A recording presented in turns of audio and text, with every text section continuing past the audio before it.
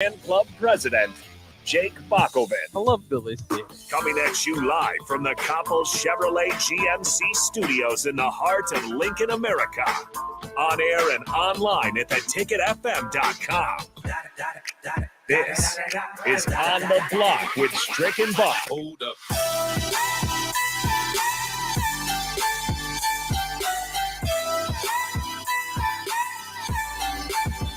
This is On the Block here on 93.7 The Ticket. I am Jake Falkman. He is the Husker Hall of Famer, longtime NBA vet Eric Strickland, and we are back on the block for another couple hours to entertain you and talk about the sporting world. Of course, a few interesting things going on today. Nebraska wrapping up their signing class today, adding 2 key recruits at some stacked positions. So we'll break that down here in a second. Evan Bland of the Omaha World Herald set to join us at 4:25.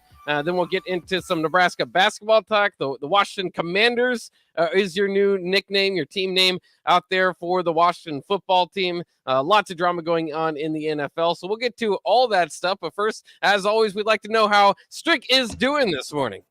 We here, baby. We on the block. Everything is good, healthy, family's good, life is good, and we're due for another great show right here tonight. Thank you for joining us on the block.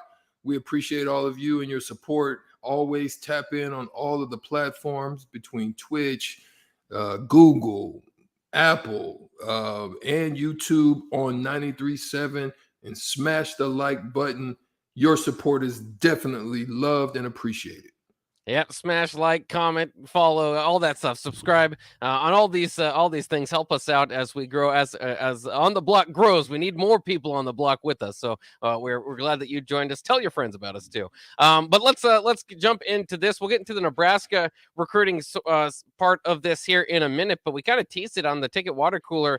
Is that there's a lot of different opinions going on today, signing day, where the coaches kind of go up and speak about their class, but maybe more importantly this year, it seems to be more about just broad questions in general about how they're facilitating this NIL stuff, this transfer portal, all that stuff. It's just fascinating. And so let's go to a question here for Jimbo Fisher. This was today earlier in a media session that he had talking about the rumor that's been out there that Texas A&M has paid upward of $30 million in NIL deals to get their top-ranked class, and the top-ranked class, according to some sites, of all time. So here's the question and breakdown from Coach Jimbo Fisher of Texas A&M. Coach, everyone in our line of work's got an opinion about transfer portal, but they've also got an opinion about NIL, but you're there on the ground, and so you deal with it directly. How big an impact has it had on the sport? Where do you like it heading, and what do you think about where it's headed, and how did it impact the way that you guys are now going about things at Texas A&M? Didn't affect recruiting at all. And our NIL, and I'll say this, and I'm going to address it in my press conference. This $30 million deal is a joke. This thing that there's some fund out there and all these things that went on, and it was written on Bro Bible by a guy named Sliced Bread, and all of a sudden the country believes it, is a joke. So it didn't affect recruiting at all. And you can, and I will address the rest of it. And the people who want to, as I say, make comments on it have no idea what's going on. And it's insulting to the players who came here and the people around us. The transfer portal was a factor. And it's funny, all the guys who are complaining about this use the portal and all these things more than anybody else. All the coaches in our league are griping across the country. It's amazing what goes on. But it is a factor. I think it affects high school kids. I think the portal is affecting junior college kids, and I think it's affecting high school kids, the guys that are signed, because guys are taking others, guys that are in college and things. But listen, rules are there. I don't know where it's going to go. We're in the first year of it. It's going to be interesting where things go. But obviously it's here to stay. It's just fascinating, kind of the way that people are still like this NIL thing seemed to be somewhere where you could kind of be transparent about, the kids now getting opportunities. And it's very cool. We've seen them. Obviously, the station here provides them as well. But we've seen them in Lincoln. And it's a very cool new thing, I think, for the players. And I don't, there's no way that Jimbo's denying that nobody's getting anything, but he is denying the report that we've talked about before. I mean, it's kind of been making its way across the nation that they paid out nearly $30 million for that. Because that you don't have to kind of hide and duck around at this time. Do you believe Jimbo Fisher when he's saying, it's nowhere close to that amount, or that, that didn't have anything to do with the signing class that they put together? Well, of course, as you said, it's not going to. It's not a thing that's done internally on the football. So there's definitely, or on within the organization of the university, Yeah. it's not a part of that system. So the thing is you could always have plausible deniability, right? It's no different than when all of a sudden you go on a recruiting visit. You're probably sitting on the couch with a young man that you've been trying to get, and one of the rivals is after him as well, and then you leave, and all of a sudden a UPS truck shows up. You know what I'm saying? I mean, that stuff's been happening. So I'm not going to say that. I think it's easier for him to obtain a plausible deniability stance on it because it's not affiliated. It's all outside external stuff. So, saying that, I just have to say this, Jimbo has been around. He's been successful, not successful to that level, even at better schools when the school was top notch, right? Where all of a sudden did that just come out of the air? You guys are just the greatest recruiting of ever of all time. Stop it. I'm not going to say you're at 30 million, but don't act like that wasn't a piece of the puzzle, because I know what College Station looks like. I know it's no different than what Lincoln looks like. You know what I mean? And Yeah. all of a sudden you above Texas and other locations, Alabama and Georgia. Yeah, Alabama and Georgia. Now all of a sudden, that's what you stop it. So anyway, Yeah, I'm there seems to again be- allegedly. I'm not. Yeah. That's where I'm gonna take my stance of allegedly. That And it's didn't going to be happen. hard to trace this money because a lot of it, won't even be in cash per se. Some of it will Right. be in apartments or cars or gift cards or just whatever, it's clothes, whatever. So it's really hard to trace that sort of money. So I don't think we'll ever get the answer on that, but I hope we do get some sort of idea of kind of a grouping, and maybe we'll never learn, but kind of how close that number was to what they did. Because you're absolutely right. When something smells fishy in the SEC, it usually is. We kind of had that with Ole Miss and Hugh Freeze in the past, where it's like, why are they always a top 10 recruit? Where is this coming from? And then years later, you find out, yeah, it's exactly what we all thought it was. And now it's just kind of weird because you don't have to act like, I don't know. I guess he just wanted to make it look like he did it all on his own merit. Like he's just that good of a recruiter. His staff is just that good at getting, or College Station is just that far above everything else. It's hard to believe. So it's interesting. But I did like also too. I mean, he's talking about he took pot shots at coaches within his conference. He said, guys that are complaining about it, maybe talking about Lane Kiffin, who also kind of talked today, even a little bit about Texas A&M themselves, is that he thought that maybe what they have to do is, I mean, he'd like to see a salary cap of sorts, because he doesn't think it's necessarily fair when 10 teams or whatever it is, the top 10 teams are going to be able to have all that extra money. Sounds kind of silly, again, coming from Mississippi, a school that has had a history of shelling out some money to bring some kids in. But he said, so what does, he kind of compared it to the NFL. He says, what does the NFL look like if there were a couple teams in NFL, if their salary cap was 10 times more than everybody else's salary cap? And so, maybe that's kind of what he was thinking, maybe taking a shot. He said, I let's see, where would it go? My computer, obviously, or my phone, actually, which is our modern day computer, jumped on me. He said, I joked the other day, I didn't know if Texas A&M was going to incur a luxury tax with how much they paid. For this Jimbo Fisher stuff, it may be in direct correlation to what Lane Kiffin is doing. And that's at least something that is on character, is that Lane Kiffin, one, is winning in the SEC, but two, is ruffling some feathers there too. Yeah, it's a little troll action going on. I we talked about it on the block, before, in that you have to really look at whether or not the smaller programs. I think the benefit again on the smaller programs is the fact that these COVID restrictions has provided an avenue for the smaller programs to include, like a Utah or a BYU or an Air Force or a Georgia Tech, or the likes of them, a North Carolina, even though they're a perennial blue blood basketball school. But the likes of those types of football schools, like I said, a Syracuse or something like that, they're able to land some better players. And it's not necessarily because they're UIL supreme. It's because just the COVID situations, there's not enough scholarships to go around now because some of these guys are actually staying an extra year. Some guys are doing like they did on How High and they're on the movie where they were in college for 7-8 years.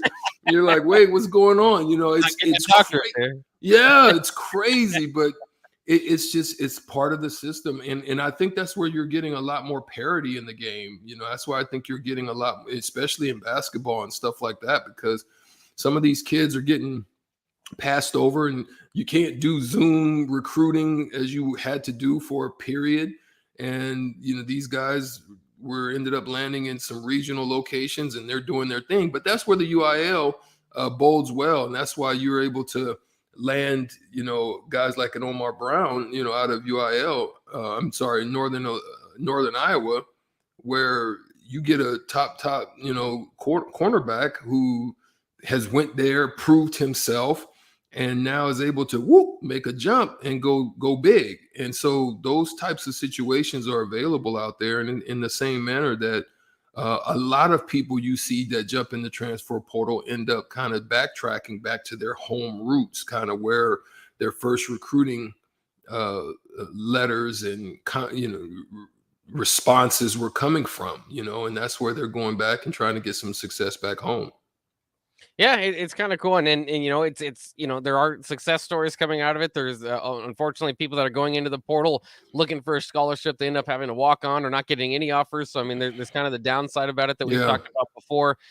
It's kind of funny. Nick Saban has also kind of joined the conversation, saying today they don't use NIL when he said when we start using name, image, and likeness for our kid to come to our school, that's where I draw the line. So we kind of talk about the old guard versus the new school coaches that are going to be more willing to adjust with the change. Maybe Saban is part of that old guard. It's not going to affect him too much because he can continue to recruit at a high level without doing so. And obviously he can say he's not, and he might not recruit that way, but we know Bryce Young already, he already spilled the beans on that last year before the season, that he was coming upward of close to $1 million before ever taking a snap or any meaningful snaps at Alabama. So, you know, and now to come out today and say that we don't use that, well, you might not have to, but it's obviously there at Tuscaloosa. So it's interesting to do that. And he also, by the way, said that they've never cheated to get a guy to Alabama. So he's kind of bothered by the innuendo from a lot of people that, you know, now that NIL is there, they can do it. But before then, it never happened. Yeah, it's again, I think coaches are saying what they have to say at this point in time. Yeah, he's not. Yeah, okay. I think when he said what he said in his quote where he said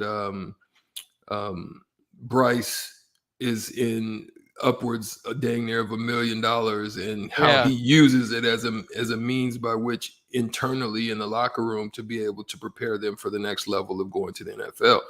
You know, so though he may be using it from that standpoint, but it's there. Alabama's there's people touching something down there. They got some, they got some and maybe have been for some time, maybe before. I mean, maybe, but that's just allegations. Who really knows?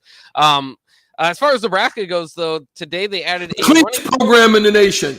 Cleanest program would never do anything like that. We never do anything. Never. I wish I would have got some of that money. Danny Nee, where you at? Yeah, where's Danny at? We gotta.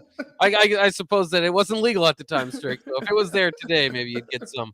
But Nebraska, as we know, a very clean program. As it goes though, today, as far as their signing class, they added a few new additions to it, including some higher end ones. AJ Allen, the commit to TCU, now coming over following Brian Applewhite.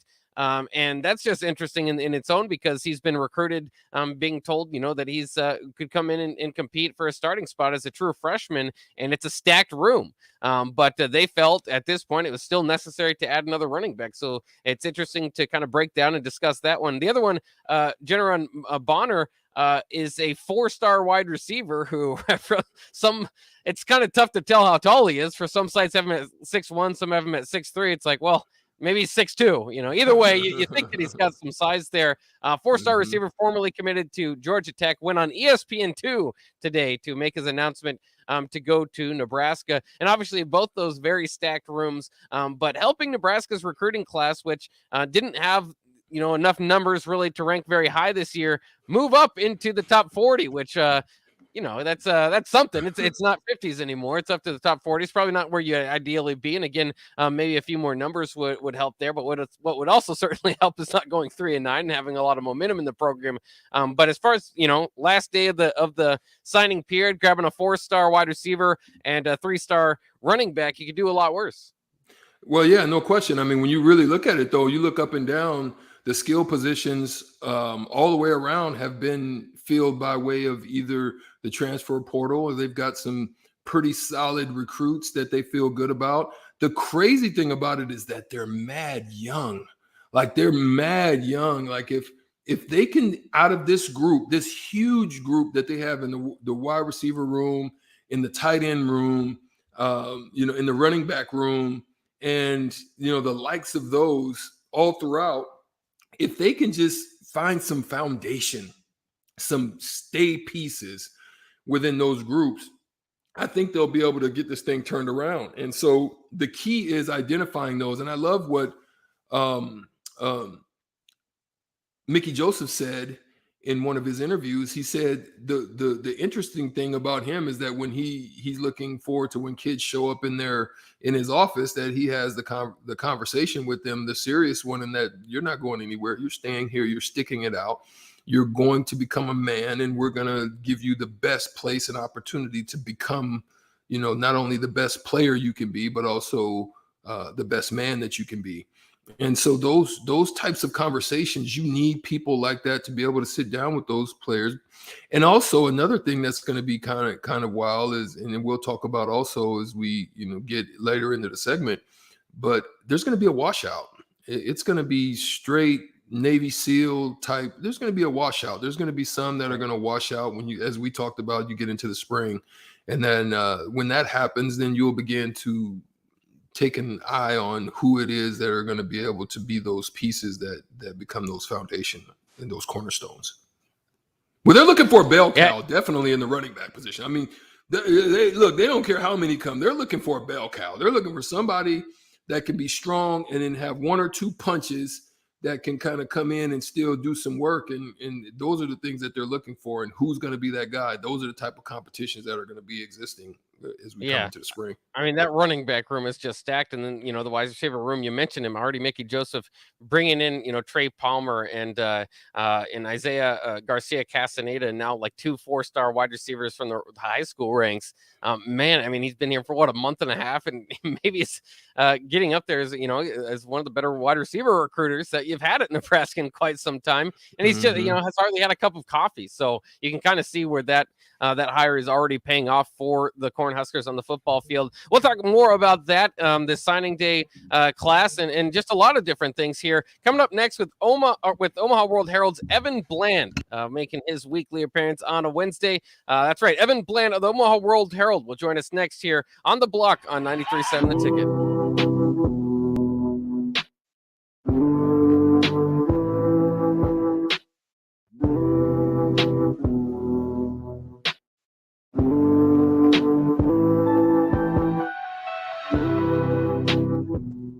Southeast Community College has learning centers in Falls City, Hebron, Nebraska City, Plattsmouth, Wahoo, and York so that you can take credit and non-credit classes at a center nearby without having to travel an hour or more to campus. By taking online classes and those at a learning center, you can earn your degree from SEC where and when it's convenient for you, all at a cost that won't stand in the way of your education. Learn more about SCC's learning centers at southeast.edu/learning centers. SCC, your path to possible. Gentlemen, Valentine's Day is just around the corner. Don't be that guy running to the store for flowers and a card on your way home.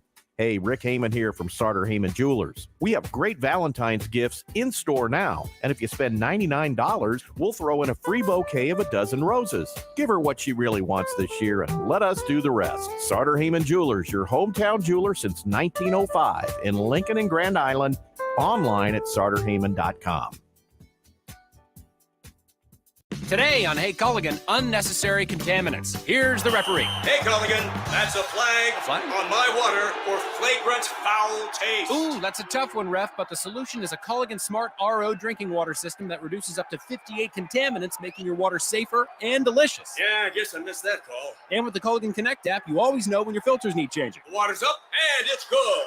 Good call, ref, and we're already on the way. Try a Culligan water softener for just $9.95 per month. Go to CulliganLincoln.com. 93.7 The Ticket, Fox, KFXL weather. Sponsored by John Henry's Plumbing, Heating, and Air Conditioning. Your NTV first alert weather tonight, mostly cloudy overnight lows, one above wind chill factors in the minus teens with a wind chill advisory midnight to 11 a.m. Sunshine, another cold day Thursday, highs of 19. I'm NTV Chief Forecaster Kent Boughton for 93.7 The Ticket and theticketfm.com. Hi, welcome to Big Chain Bar and Grill. Can I get you a drink? Which game were you hoping to see? Doesn't matter. I don't know what channel the game's on anyway. Are you ready to order? Okay, here's your check. Come back and see us again, okay? What? Hey, welcome back into Upside. Slow down and enjoy the game at the Upside Bar and Lounge. Comfortable seating, plenty of screens, a great food and drink menu, and no one trying to shove you out the door. Come in, hang out, and take it all in at the Upside Bar and Lounge, open daily just east of 27th and Pine Lake. You spend more time in your garage than outdoors in the wintertime. Isn't it time to get it organized? Call Travis at Classic Garage Solutions for his variety of organization packages. Turn your garage from a cluttered mess to a clean, organized space that'll be the envy of the neighborhood and something you can be proud of. You don't need to bring the same clutter from last year into the new year. Travis has storage options for cabinets, monkey bar shelving, or slat wall, and more. Call Classic Garage Solutions today at 402-730-1638. You know you want that smoky, tangy, sweet, and spicy sauced and tossed Wingstop. But you just brought a haul of groceries home from the store.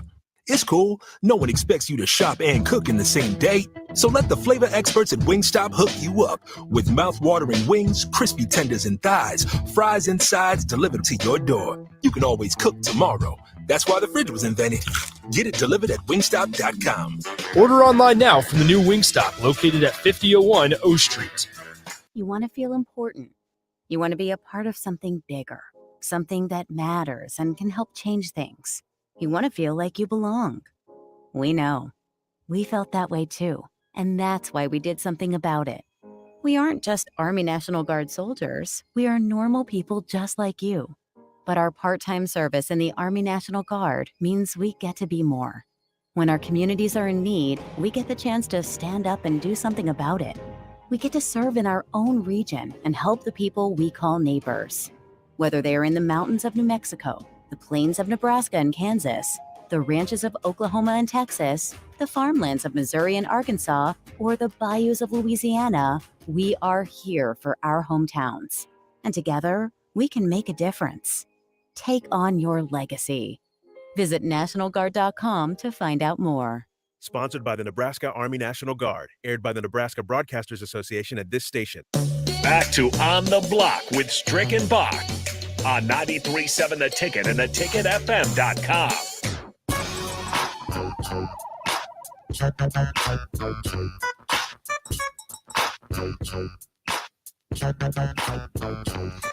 Nebraska having to fight for their place here on Black Friday. Florida State announced yesterday for Black Friday this upcoming year. It's just 1 year, so don't worry if you're worried about being protective of that spot for Nebraska. Of course, Nebraska hasn't done the best job of protecting that spot altogether. Remember when Sean Eichhorst was here, it took them off for that for a year. They had to do some scheduling to get that back into the fold. But it's just it's interesting because Nebraska's played on that day. I've always felt like that's a little holiday for myself. After Thanksgiving, I'm looking forward to Black Friday more so than Thanksgiving itself. And of course, it's the greatest weekend of football for me, college football rivalry weekend that day. Do you think that's, do you see that as a threat, Strick? The Florida State's trying to get Black Friday, take Nebraska's spot?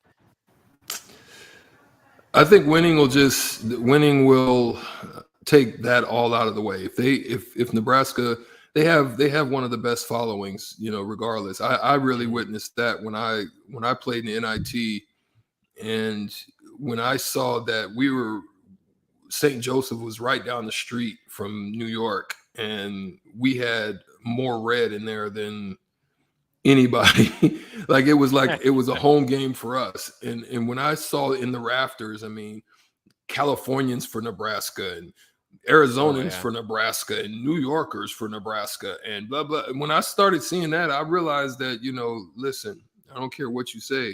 Nebraska has one of the best, greatest followings out there. And I know they have some strong programs and so forth and so on. And they got a little bit of history or whatever you may say, but it's nothing to compare to what Nebraska's is. So as long as they win games, that'll cancel that out, I think. Yeah, they'll be right back there. They have been slotted too the last couple of years for BTN because they haven't been winning games, so it takes out of that kind of national spotlight anyway. In any case, Evan Bland of the Omaha World Herald joining us now. I'll ask you the same question there. Florida and Florida State set up to play Black Friday this upcoming season. Do you see that as maybe a threat for Nebraska, or is Nebraska kind of fading for that to be their day anyway? Yeah, I mean, I would probably echo what Strick said. I mean, the more that you win, the more prominent that stage is going to be anyway. And I mean, think about how much media has changed since Nebraska started playing those Black Friday games and going through the 90s and the 2000s. I mean, at that time, to play on Black Friday when there are maybe a handful of stations available to televise was a huge deal. And now, you can go on your ESPN app or your Fox app or whatever and watch all kinds of different games, dozens at a time, certainly in basketball, and just about every game's on with football anyway. So some of that prestige, I think is probably lessened as media has blown up, but there is something kind of special still about that window, the day after Thanksgiving, when a lot of people have, they're off for the holiday and they're with family and the TV's on and they're watching games. So I do think there's still some value there. If you're Nebraska, it's a great way to show, maybe to put an exclamation point on a season, to show what the off season and the future seasons will be like. But, ultimately it probably doesn't have the cachet that it did 10, 15 years ago. But again, if you're playing on that day and you're winning, people are going to take notice. And today, Nebraska finished up their signing class, and we heard from Scott Frost there, so we'll get a little bit into that. But first, what do you make of Nebraska's two signings today? Seem to be like highly regarded guys, but they're entering stacked rooms, and that seemed to be a theme for the running back and wide receiver recruiting this offseason. Yeah, they're significant additions. They really are. And it's kind of funny, you think about how much signing day, particularly this signing day in February, has changed since the early signing period began in 2018. I mean, it used to be essentially a college football holiday with all these decisions and drama. And that really hasn't been the case the last couple of years. And when it has been the case, it feels like Nebraska has often been left at the altar, falling just short for a lot of guys. But it went the other way today, where, I mean, A.J. Allen had been committed to TCU for a long time, 4-star prospect in some recruiting services. You see the highlight film, and it's a guy who can do everything Nebraska wants their running back to do. And that's a major assist to Brian Applewhite, the new running backs coach. I mean, Nebraska would not have been in the conversation for Allen had it not been for Applewhite coming to Lincoln. And so that's a big one to get that flip on signing day. And then I'm trying to remember how to pronounce his name correctly. Janarin. It's Janarin Bonner. Okay. He's another one who really just popped up onto the radar just a couple of days ago. Quietly took an official visit to Lincoln last weekend. Sean Sneaky link. Joseph him, and that's another major addition, and I think just sort of an exclamation point to the late recruiting efforts of this staff, to what Mickey Joseph has done in that wide receiver room as well. And certainly, again, it's been a number of years since Nebraska's maybe had this much good news on signing day in terms of the last second decisions, but they got a couple of big ones this time. Yeah, Evan, we call that a sneaky link. When someone kind of creeps in and, you don't really know that they're around, and then all of a sudden, you find yourself on a sneaky link date. That was what happened with Bonner coming in for a visit. So two-part question I got for you, Evan. One of them is dealing with the huge rooms with running back and wide receiver, and there's quite a lot of players in different rooms here at Nebraska. Now, what is your thoughts? This is a two-part. What is your thoughts about the potential spring cleaning that will happen there after the spring game in those particular rooms. And then second, Louisiana, I did a little research and found that Louisiana is ranked number 8 with the most NFL week 1 players with 59, and Florida edged out Texas for 1 and 2, Florida with 194 players and Texas with 192, which is significant that a lot of players are coming out. Do you also see that with the additions of Mickey Joseph and a few others on the staff, that Louisiana is quietly becoming a pipeline for the University of Nebraska? Well, it certainly can become that. Yeah. I mean, Mickey Joseph obviously is from the area. He was at LSU for a number of years, getting DeColdis Crawford, now getting A.J. Allen the way that they have. Yeah, I mean, it is. It's a hotbed. You look at some of the players that have come out of there, and, you know, it's sort of the strategy that you take, that Nebraska takes in other areas in the South too, where you figure there is so much talent there that even if the hometown schools like LSU, or if you're in Georgia or Alabama, even if those schools get what they want, you're still talking about, you know, really high-end guys in sort of that maybe 25 to 50 ranked range that are still available and maybe are willing to leave the state and go somewhere else. And so, yeah, I think we've already seen a shift in sort of the territories and the areas that Nebraska wants to recruit. Most obviously that would be Louisiana, but I also think they're getting into Texas more than they have. Not to say that they haven't recruited that area recently, but Brian Applewhite out of TCU is familiar with that place. And so, you know, Bill Bush can kind of go anywhere. Mickey Joseph can go anywhere. He was in St. Louis. You know, that's a place that Nebraska has struggled to get a lot of recruits out of for a number of years. And so, yeah, I think that strategy has paid off for Nebraska at times. That's how they got Cam Taylor-Britt a number of cycles ago out of the South. He was someone who kind of slipped through the cracks from some of the other major schools there. And so, you know, you continue to bring in athletes the caliber that they have here late in this cycle. Some of those guys, you know, just like anywhere, some of those guys won't pan out, but some of them will. And you know, you hit on a few guys like that, particularly at the skill positions you see in college football all the time. You know, freshmen can come in at the receiver spot or at the running back position and bust out immediately. So Nebraska's counting on that to happen here this year. And suddenly it kind of feels like they have the bodies where it feels like somebody's, you know, poised to make a big breakthrough. Cool. And you can touch on the spring cleaning if you want to after this particular question I have. I think also something is that we're not really talking much about, but we ended up getting a sneaky link on a nice defensive back that they say just was a lockdown corner and basically locked off one side, where, you know, coming in his freshman year, being freshman of the year out of Northern Iowa, that Omar Brown found himself in a Deion Sanders type of situation where his numbers went down, not because he didn't perform, but because they just stopped throwing to the side of the field.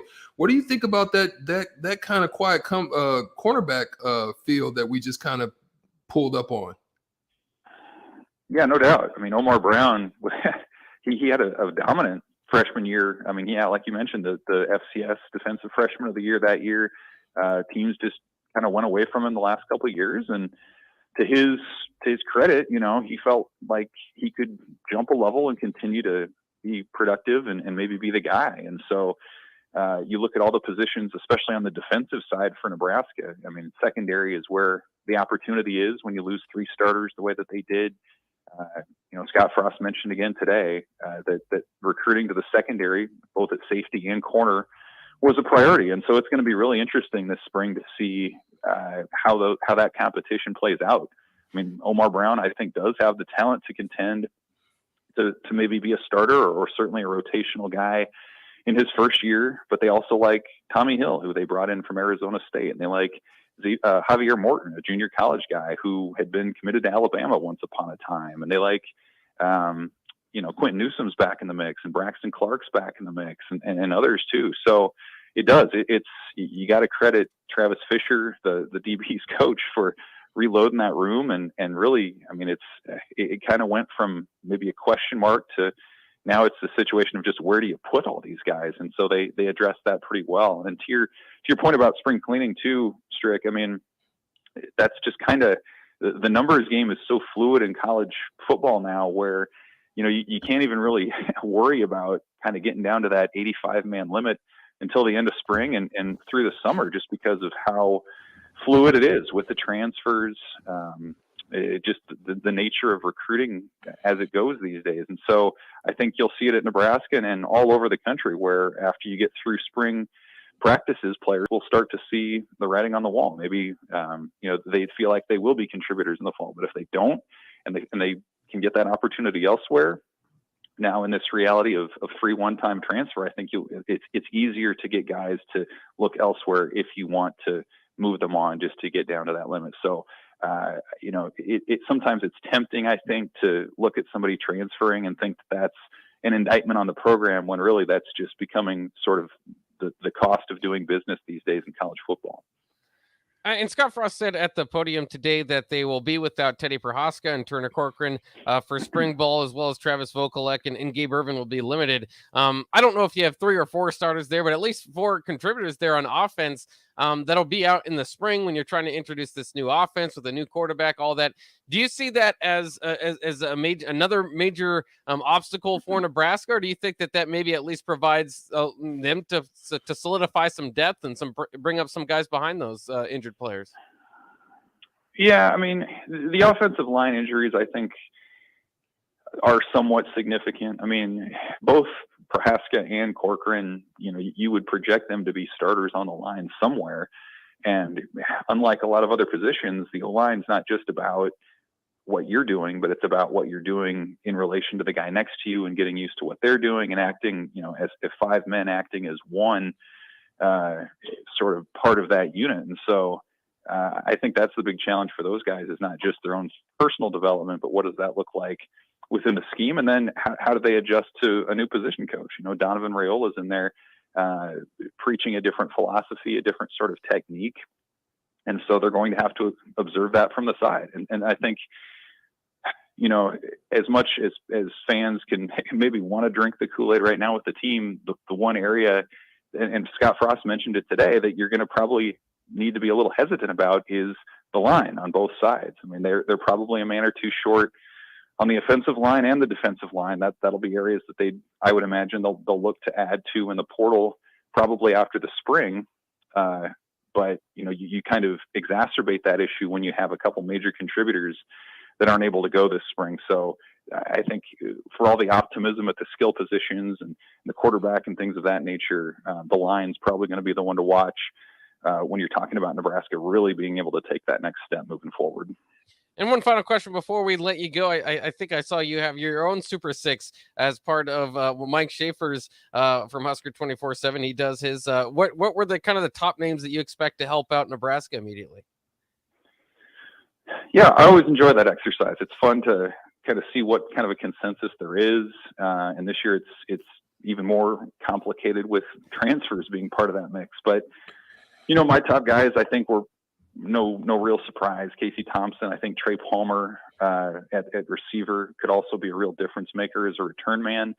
Certainly that's been an area that Nebraska's struggled in the last handful of seasons, and he has SEC tape of being a game breaker in that particular area. I put AJ Allen on there for the reasons that we laid out. I mean, I think he's got the speed, the balance, the sort of complete game that he can come in like a lot of freshman running backs do across the sport and be a factor early on. And then, I think another guy maybe that stood out to me more than some of my media peers would be Ernest Hausman, the linebacker from Columbus. And, I often probably put a little more weight than a lot of people on sort of that in-state motivation. I mean, I put Garrett Nelson higher than most people did a couple of years ago in the Super Six, just because it means more to those guys. They grew up with it, and Hausman certainly falls into that category. He had a lot of strong offers, and so I don't expect that he'll be, you probably won't see him on the field much,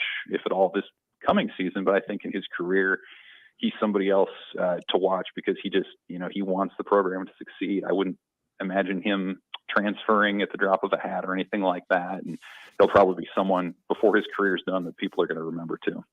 Excellent stuff once again from Evan Bland of the Omaha World Herald. Evan, thanks for joining us on the block today. Thanks, guys. See ya. All right, there he goes. Evan Bland of the Omaha World Herald. We'll take a quick break. When we come back, it's your chance to win $15 to Buffalo Wings and Rings. You just have to beat Strick in a shootout. You got to beat a former NBA player in a shootout style game show. It's either or, so it's not too difficult. Give us a call, 402-464-5685. The only one that's not either or is the money ball. I mean, and you got to earn the money ball. That's where I'm putting somebody on the block tonight. I ain't shooting jumpers. I'm putting them on the block. Okay. The shootout is moving in from the 3-point line. But if you want your chance of $15 to Buffalo Wings and Rings, give us a call now, 402-464-5685 on the Honda of Lincoln hotline. That's what's coming up next here on The Block. Action Plumbing, Heating, Air, and Electric always makes safety a top priority for our home and office. In under just 1 hour, their team installed the state-of-the-art air scrubber system directly into our existing HVAC ductwork. This technology purifies the air and reduces exposure to common bacteria and viruses, creating a safer breathing environment for my family. Action delivers honest quality services we can count on. To learn more, visit actionlincoln.com. You spend more time in your garage than outdoors in the wintertime. Isn't it time to get it organized? Call Travis at Classic Garage Solutions for his variety of organization packages. Turn your garage from a cluttered mess to a clean, organized space that'll be the envy of the neighborhood and something you can be proud of. You don't need to bring the same clutter from last year into the new year. Travis has storage options for cabinets, monkey bar shelving, or slat wall, and more. Call Classic Garage Solutions today at 402-730-1638. Early break with Sip and Jake. Pleased and honored to be joined by Nebraska volleyball coach John Cook. If Trev wasn't interested, I would have done it in a heartbeat because I just felt like Nebraska athletics, we were at the edge of the cliff. You know, we had to do something, get somebody in here to build this athletic department back up. I thank my lucky stars every day that Trev's our guy now. Early break with Sip and Jake from 6 to 8 every weekday morning on 93.7 The Ticket. Fruitcakes are just for Christmas, right? Gosh, I feel sorry for you. I mean, what if we had done that with bacon? Bacon is only for breakfast. We'd never have bacon cheeseburgers. We'd never be able to save a salad by adding bacon bits. We'd never have Brinner. That's breakfast for dinner. Don't limit yourself. Fruitcakes for St. Patrick's Day. Fruitcakes for graduation. Fruitcakes for Thursday. Beatrice Bakery and Grandma's Fruitcakes are perfect for every occasion. Check them out in downtown Beatrice or online at beatricebakery.com. Welcome to our world of yum. 93.7 The Ticket is proud to provide listeners with daily opportunities to win contests and prizes on our airwaves, and would like to take this opportunity to remind you of a couple rules. All participants must be 21 or older and wait 30 days after winning a prize before participating in another contest. Once you win, you have 30 days to pick up your prize at the KNTK Studios, 330 North 48th Street in Lincoln, or your prize will be forfeited. Thank you for participating in our contest, and thank you for listening to 93.7 The Ticket. Gentlemen, Valentine's Day is just around the corner. Don't be that guy running to the store for flowers and a card on your way home. Hey, Rick Heyman here from Sartor Heyman Jewelers. We have great Valentine's gifts in store now. And if you spend $99, we'll throw in a free bouquet of a dozen roses. Give her what she really wants this year and let us do the rest. Sartor Heyman Jewelers, your hometown jeweler since 1905 in Lincoln and Grand Island. Online at sartorheyman.com. Southeast Community College is training tomorrow's workforce today with our nearly 60 career and technical programs. We are doing our part to help employers fill vacancies during this current labor shortage, graduating students with skill sets employers are seeking. We're also helping to upskill the workforce by adding short-term credentials like certificates in many programs so that employees can get retraining quickly. Learn more about upskilling with SCC at southeast.edu/academics. SCC, your path to possible. 93.7 The Ticket. Fox KFXL weather. Sponsored by John Henry's Plumbing, Heating, and Air Conditioning. Your NTV first alert weather tonight, mostly cloudy overnight lows, one above. Wind chill factors in the minus teens with a wind chill advisory midnight to 11 a.m. Sunshine, another cold day Thursday, highs of 19. I'm NTV Chief Forecaster Kent Boughton for 93.7 The Ticket and theticketfm.com. Shopping for insurance can be a tedious and frustrating task, but the agents at Brokers Insurance Agency will do the work for you. They have partnered with over 20 of the best insurance carriers in the nation, which allows them to do the shopping all for you. Whether you're looking for business insurance or employee benefits for your company, or you're looking to save money on your home and auto insurance, Brokers Insurance Agency has the agents and solutions to help meet your goals. Call 402-420-5353 or email staff at brokersinsurancene.com. It's time to play Shootout with Strick. Call now, 464-5685, to take your shot against Eric Strickland. Shootout with Strick. Brought to you by Buffalo Wings and Rings. Time to play the game!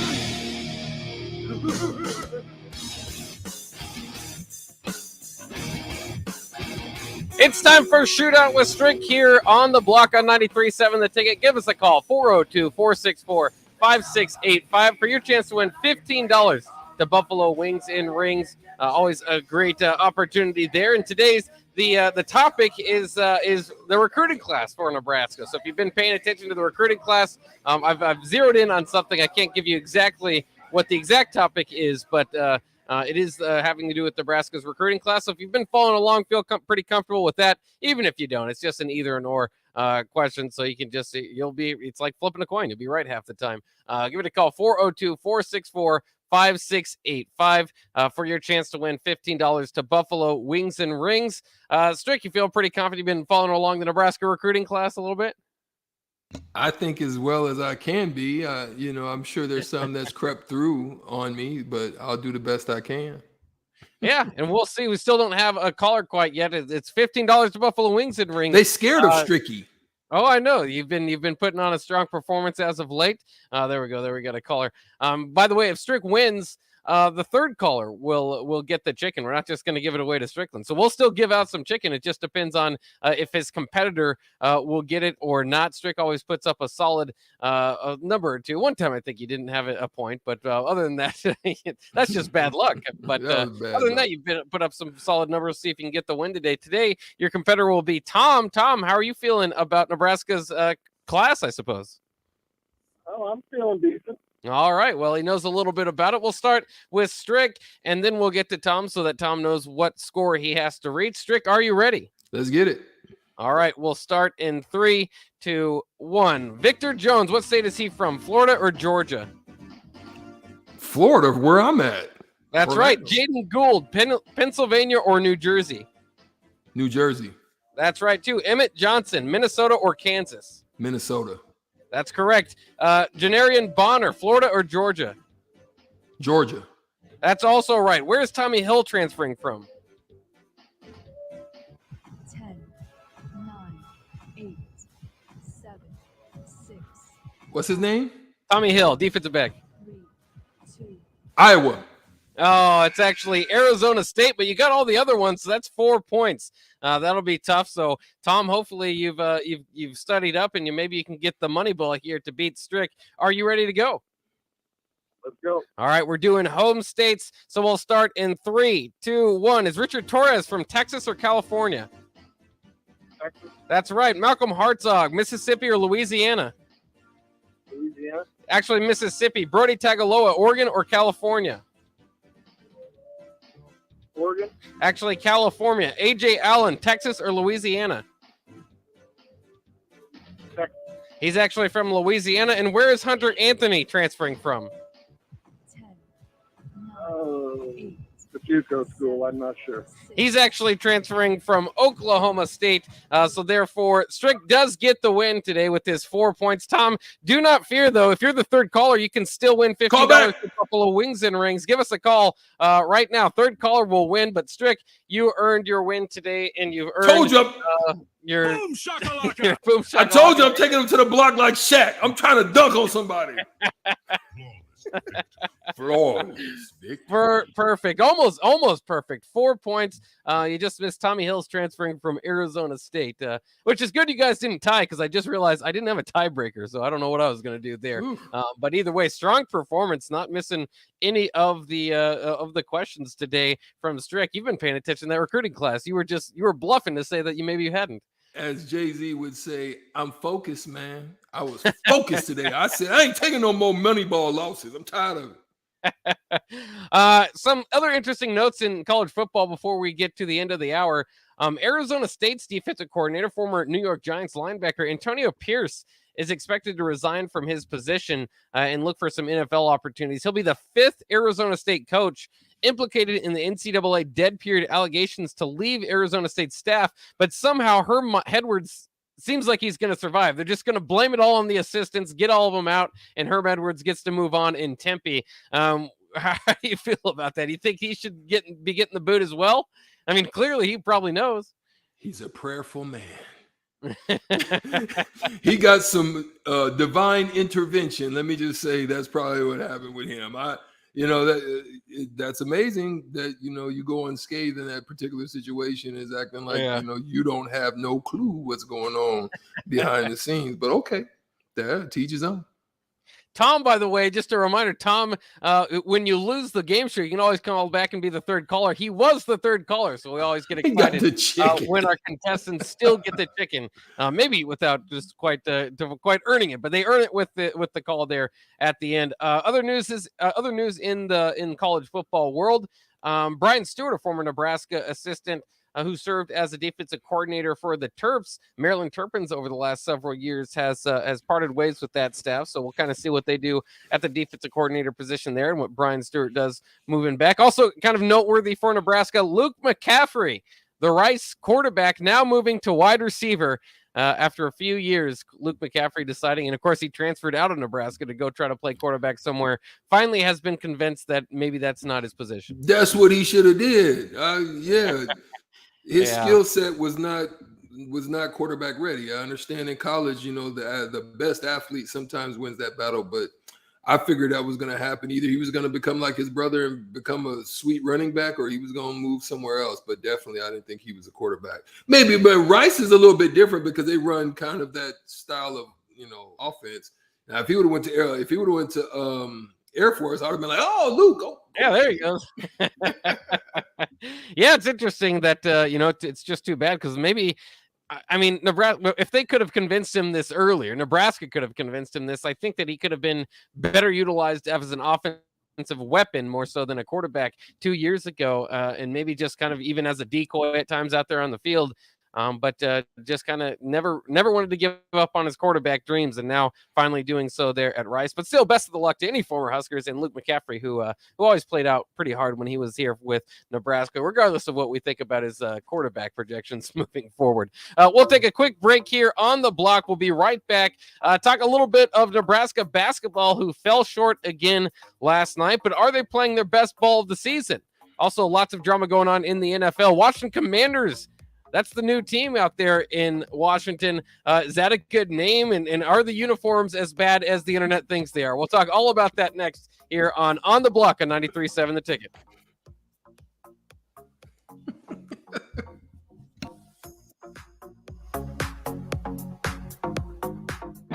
This is your High School Minute.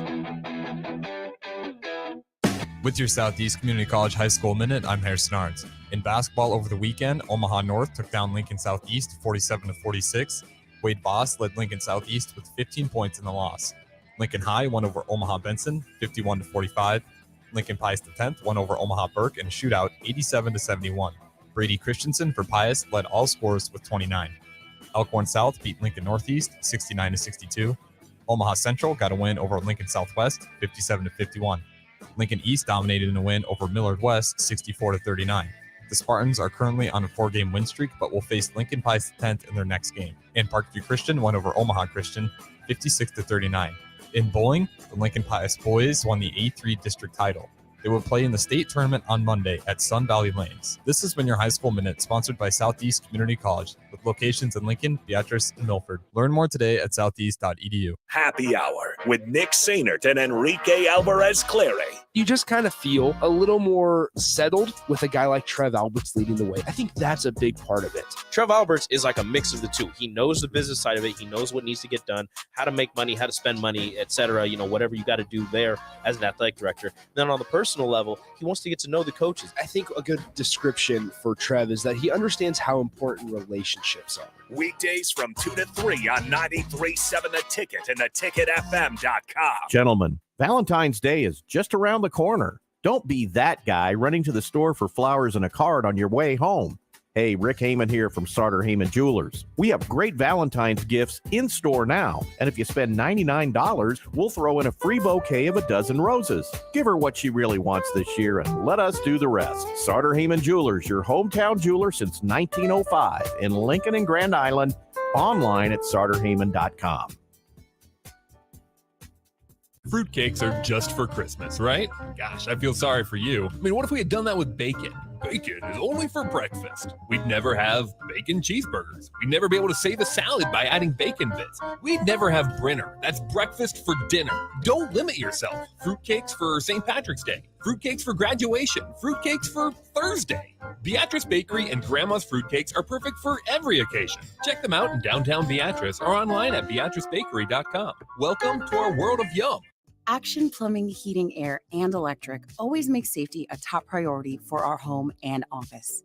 In under just 1 hour, their team installed the state-of-the-art air scrubber system directly into our existing HVAC ductwork. This technology purifies the air and reduces exposure to common bacteria and viruses, creating a safer breathing environment for my family.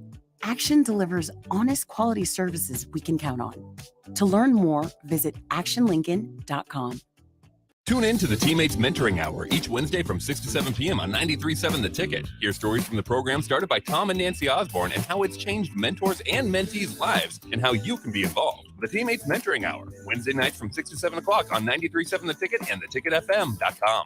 You spend more time in your garage than outdoors in the wintertime. Isn't it time to get it organized? Call Travis at Classic Garage Solutions for his variety of organization packages. Turn your garage from a cluttered mess to a clean, organized space that'll be the envy of the neighborhood and something you can be proud of. You don't need to bring the same clutter from last year into the new year. Travis has storage options for cabinets, monkey bar shelving, or slat wall, and more. Call Classic Garage Solutions today at 402-730-1638.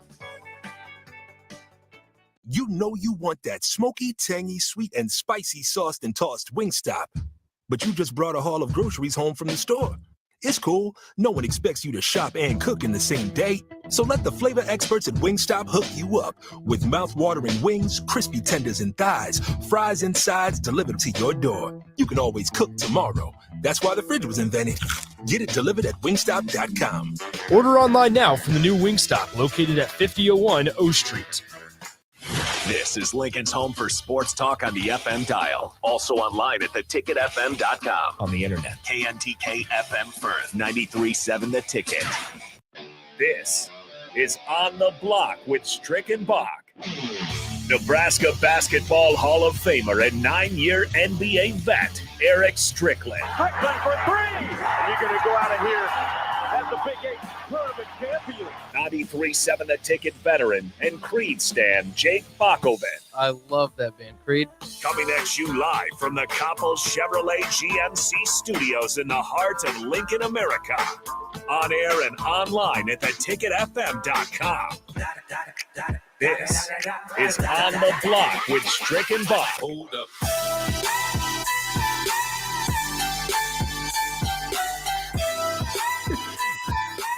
Yay, yay, we back on the block. Thank you once again for joining us for the second hour of On the Block. We're going to talk a little bit about the Huskers and the failure and the falter that happened out there in Ann Arbor this past last game that they had. And, you know, there's been a lot of talk and a lot of, speculations in the post game and whatnot. Is moral victories a thing that the Huskers can look forward to in these next few games? We also talked about the schedule and how the schedule will begin to ease up for them to give them more opportunities to tap in the W column. But at this time, they came up short. They gave it a good run. And again, they played with it. They tinkered a little bit. So we'll talk a little bit about that right now. I'll drop a few questions out on Bach. But Bach, how do you view this last weekend's game? I mean, it's very easy to look at them and be like, 0-11. You know what I'm saying? They're a donut right now. It's easy to look at them and say, I mean, they're garbage. And they, in some instances that may be the case. But I saw a little something different in this particular run at Ann Arbor. And I wanted your words on how you felt about what you saw in this last game. Yeah, I think that Nebraska is coming along. I mean, they're looking better. I mean, when you look at that matchup compared to the matchup they had with the same Michigan team in Lincoln, of course, that was without Trey McGowan's, and it fell off the rails. Michigan had like 25 assists, hit 15 threes. I mean, Nebraska's effort just didn't look there. They lost 102-67. You compare that to last night where they had a lead. I mean, it was going back and forth, had the lead as high as 10 at one point in that game, halftime lead. You know, Michigan, it was really very much a game of runs. That Michigan just outlasted Nebraska and won that game 85-79, thanks to some free throws down the stretch. I mean, it was even closer than that.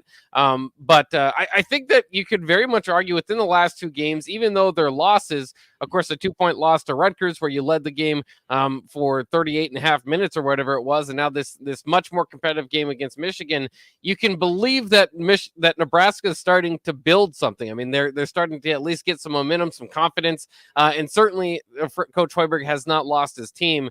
Obviously, it's frustrating. Obviously, at this point, when you're talking about the future and what they can do down the stretch and all that, you're not talking about an NCAA tournament. You're not really even talking about the NIT. You're just talking about getting a few wins and starting to get some momentum back into the program. So while we have this discussion, you know, it's not exactly as exciting as maybe it had been earlier in the season. The ceiling isn't as high, but at the same time, I do think that they're playing their best ball, and a lot of that has to do with Bryce McGowan's, who's now 4 straight 20-point games, never been done by a Nebraska freshman, and it's not just like it's happening, and you know he's just the best scorer on a bad team or anything like that.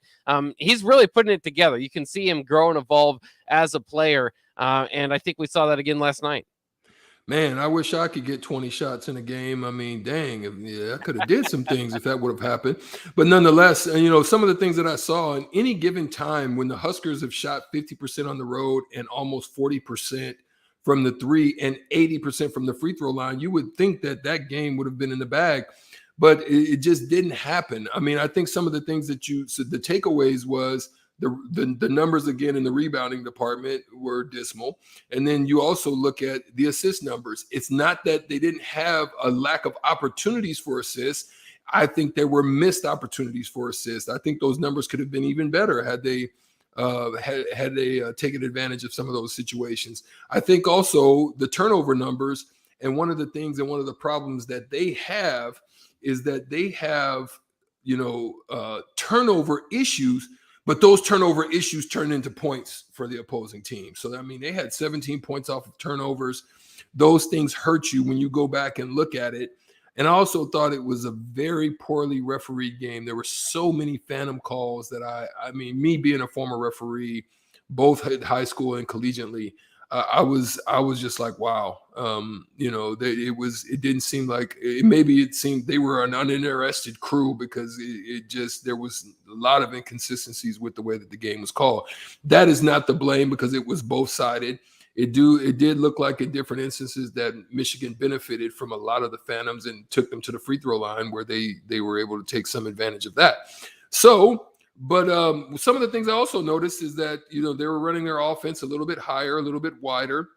There was some open opportunities. And then I saw them posting up Bryce a little bit more, and he looked very poised. He looked like he was very under control. And so some of those things that were very liking.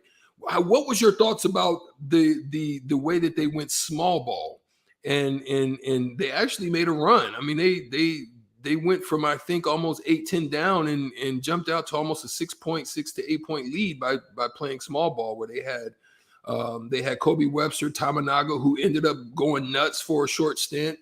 And then their big man was Walker and Lat Man.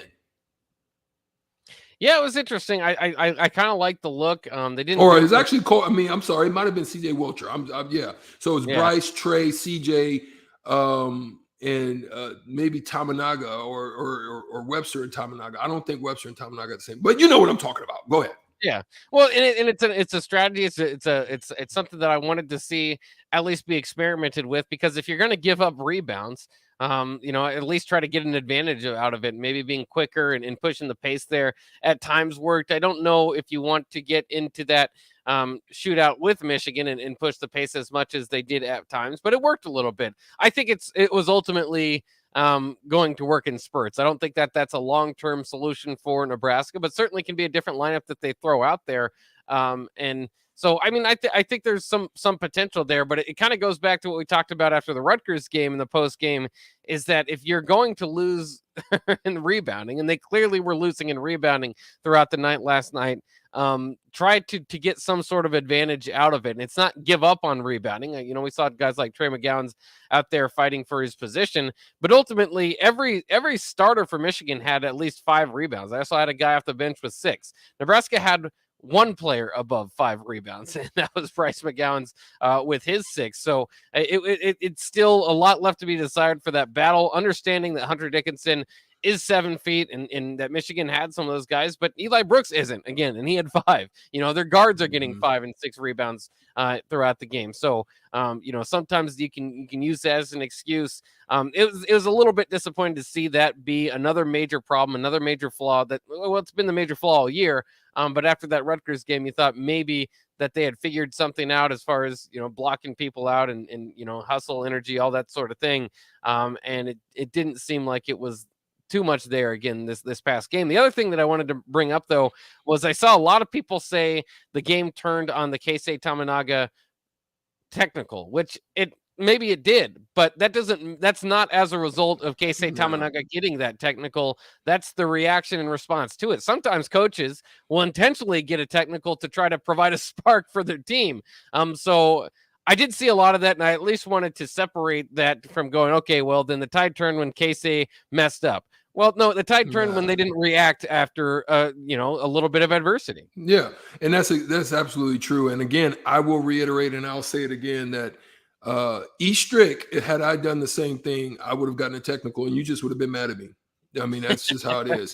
But the thing is that something that's unique about me is, well, as we address the small ball situation, but something that's unique about me is that if I have that kind of mistake, and that's what you're talking about, I'm going to make it up some way. You know, there's going to be a charge that I'm going to get, or there's going to be a dive for a loose ball, or there's going to be a steal somewhere on my dig against Dickinson, or there's going to be some way I'm getting that back. So I just didn't see that part. It just seemed like they kind of just, you know, it was like the bully came in the room and they just took it. You know what I mean? And they were just like, here, you know, I'm taking your lunch money right now. And I think they just took it and didn't meet the adversity that just presented themselves to them, where I think I would have been a little bit different. I think also, too, I love the small ball. I'm very familiar with that. You know, I had a coach that was okay with that. And I think I talked before about Don Nelson, and we were just at a disadvantage. We had a disadvantage against the San Antonio Spurs.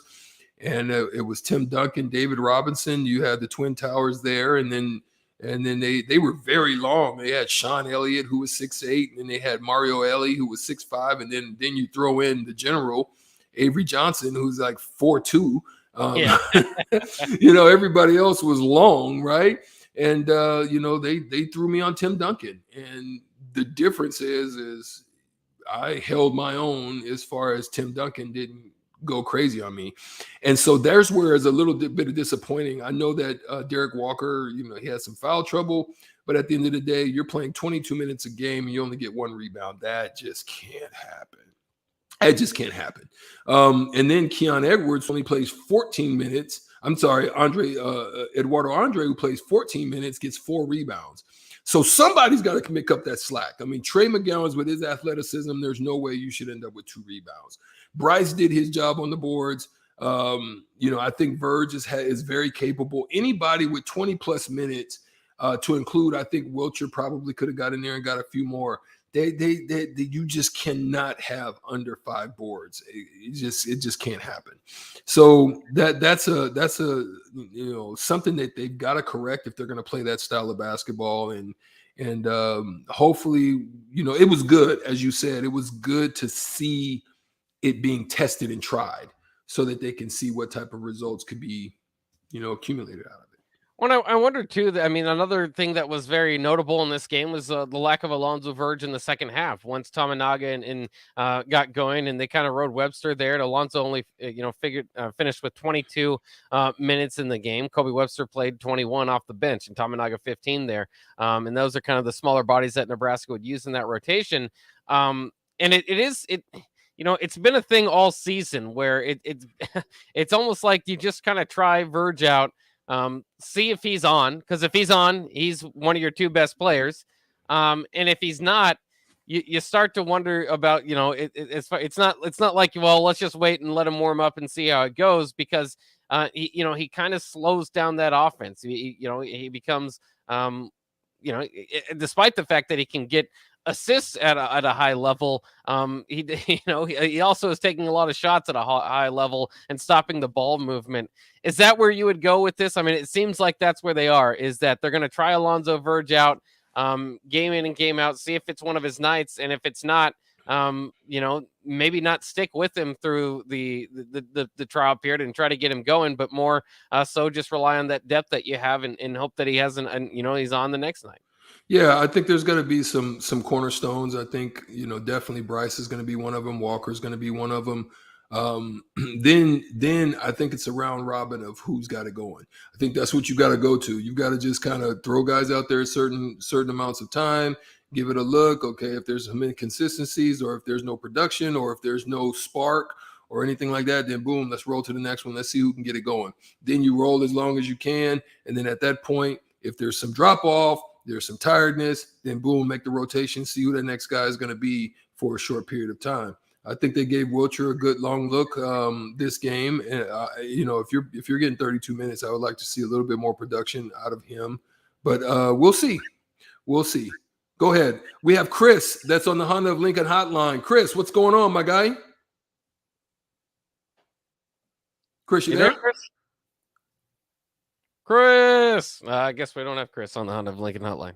All right. Well, maybe I'll call back. Give us a call back, Chris, if you lost us there. Yeah. Is he there? Is he there? No, not yet. No. Yeah, always, guys. If we're saying anything that's inconsistent, crazy, is Looney Tunes or whatever the case may be, text us on the Sauter Heyman text line at 402-464-5685, or call us on the Honda of Lincoln hotline. We want to hear from you. We don't feel like we got all the answers, but we think we know a little bit of something. So join us on the block, tap in. So yeah, that's how it is there. I think what we'll do is if Chris doesn't come back, hopefully he does. If not, we'll look to just jump into yeah. Why don't we just go ahead and go to a break, man? We'll come back and talk about the crazy Commanders and get a little bit more time on that, as we got a good long football segment that's coming up. A lot of stuff happening out there, a lot of things to digest and break down. We'll come back right after that. We'll tap in on that right here on the block after this.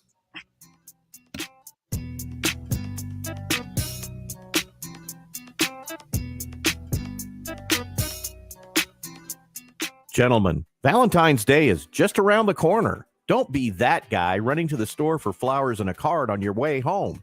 Hey, Rick Heyman here from Sauter Heyman Jewelers. We have great Valentine's gifts in store now. And if you spend $99, we'll throw in a free bouquet of a dozen roses. Give her what she really wants this year and let us do the rest. Sauter Heyman Jewelers, your hometown jeweler since 1905 in Lincoln and Grand Island. Online at sauterheyman.com.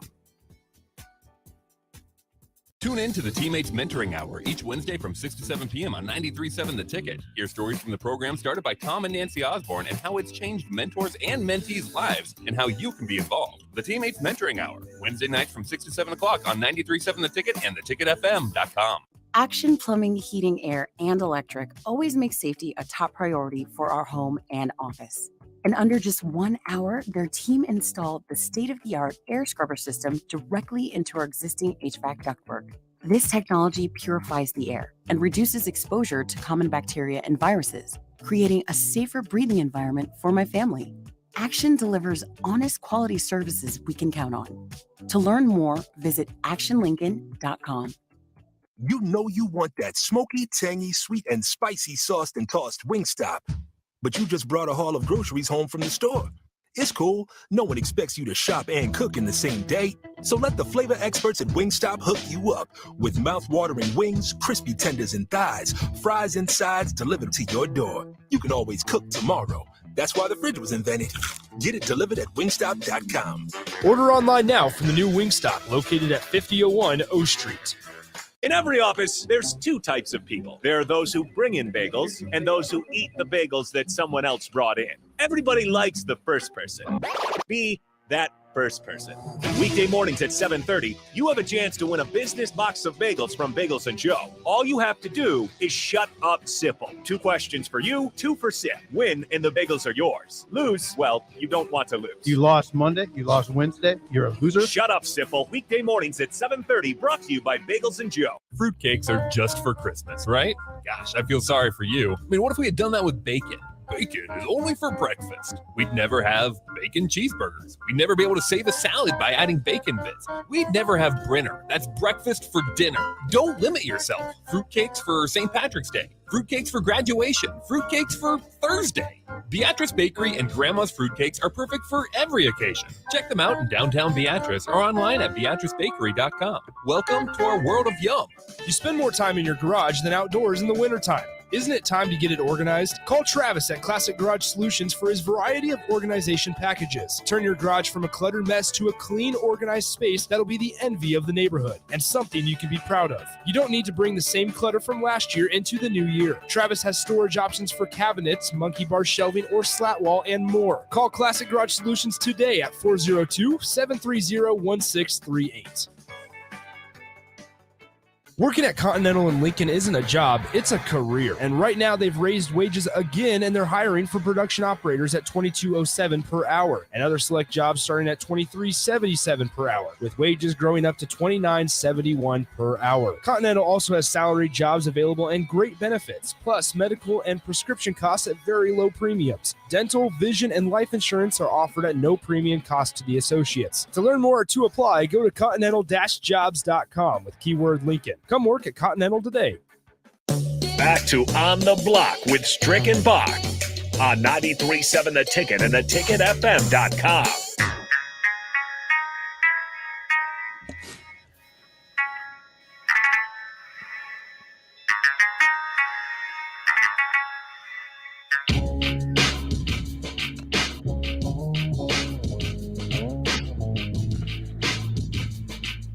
Welcome back to On the Block. I'm E. Strick. That is my partner, Jake Bakovin, on 93.7 The Ticket. We thank you for joining us on the block right now. We're going to talk a little bit about the Washington football team. Wait. They got a new name. And you heard it right here on the block before anybody heard it out there in the atmosphere. On the Block gave you the exclusive name, and that is the Washington Commies. Commanders. Commanders, okay, yeah. You can't. I don't think that's a good. That's what people are saying, Bob. I know. They're getting trolled so hard out there right now. Many people are talking about the new look, and the Hogs are out there disgruntled right now. They no more snorting. How do you change what's going on? And if in fact what we have is countless people in Washington are just not happy with this change. Although people were getting quite sick and tired of having to refer to the squad as the Washington football team, they were hoping for a little something better than the Washington Commanders. Some people on Twitter are saying they should have just kept the WFT, which sounds like the World Federation of Tackle Football. But instead, they thought it might have been some XFL team, which then some people were out there saying that the new logo W that they have looks like Taco Tuesday taco holders. Some people were making reference to the NFC being the Cowboys, the Cowboys with the Cowboys, the Giants, the big boys, the Eagles that fly high, and the Clown Commanders. It's funny right there. You see all the stuff that's going on. I get it, though. I can understand. You got the Pentagon out there. You've got the so-called commander-in-chief, which would be the president. Mm-hmm. And then, you're in D.C., but at the end of the day, it can't be helped. People are laughing and they are getting clowned. What do you think about the Commanders?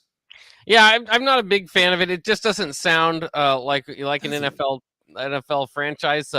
I think that, and I kind of mocked them at first when they went with the Washington football team. That started to kind of to kind of get a nice spot, I think, in the NFL where it was different. It was kind of when it's Washington, that's the nation's capital, so maybe it should be different. So it was kind of cool. I kind of like classic. that better than classic. Yeah. At first, I hated the idea, but after it kind of came around 2 years, I was like, okay, that's kind of cool. I can kind of stick with that. But the Commanders, it's not just it. The problem is, like you said, you can't call them. What are you going to call them? The Manders? I mean, you can't bring it down. So it's kind of a mouthful to say the Commanders. And it just doesn't flow very well sometimes. That takes, again, I think it's much better than the previous name that they had for decades, but it'll take some time to get used to. The other thing is it just took them so long, and it seemed like they were going through this whole years worth of studying and trying to figure out the perfect or the best new look, and they come out and their uniforms look like Arizona State. They look like they belong in either an Arena Football League or the Pac-12 or something like that. And they even have this they have like an all black uniform that just doesn't look like a traditional Washington uniform. I think altogether this rebranding has not gone well, and I don't know how long you expect it to stick. I mean, it's going to be a while before you get used to calling them the Commanders, that's for sure. And like I said, there's just no shortening of that. Usually, you kind of like the commies. That's the problem, is that there are only bad ones. So there's another one that we won't even say, but like the Cornhuskers, you don't want to say Cornhuskers all the time, so we shorten it to Huskers, right? Right. I mean, it goes on across sports a lot of the time. The Knickerbockers, they're the Knicks. The Knicks, yeah. The Commanders, you can't stop and call them the Commies. Or the Manders. Maybe they will end up. We'll call them the Manders. Oh, man. Just, my thing too is, what is going to be the mascot? Is it going to be a dude dressed up in a Washington, with the old white top hat, wig, and then the big shoulder pads with the sword? And is he going to be just walking around like? I mean, you remember the movie with what's his name? The actor in the Commander, the one that were on the boat. Is he going to look like that? I mean, what are you going to do with that, right? I'll tell you something that was funny that I saw. Comedian John Fugels sang. I may be killing that name. He pointed out that the team now shares with Joe Biden's. He said they share the name with Joe Biden's German Shepherd. Is that right? Who was just welcomed into the White House in December. The Washington Commanders, he says, proves that the NFL franchise can not only go from a racist slur to being named after Joe Biden's dog. That's just crazy, right? So everybody anyway, takes the pot shots, and I don't. Man. Again, I don't, I think after a while we will get used to it. It just it wasn't necessarily a good release. It wasn't supposed to be until the 5th, but they did a bad job of keeping it under wraps. So they just went ahead and went with it. So it's just kind of been a mess from what was always kind of a mess for them. But I just thought, they naturally had kind of the Hogs thing that wasn't going to offend anybody. I thought they could have went more into the history that they've had there, and made it something that's more of a natural transition, more of a natural fit. But I did like in the release video, they kind of were doing the typical football thing and kind of naming off all the history and stuff in the past. And they said legends and leaders, which was of course the old Big Ten division. I said, all right, I kind of like Washington now a little bit, just because I love those divisions. Yeah. So another thing out there, let's switch over, a little bit of controversy that's going on right now down there in with Brian Flores in the Dolphins. And, I guess he was proposed a means and a method by way of tanking the season.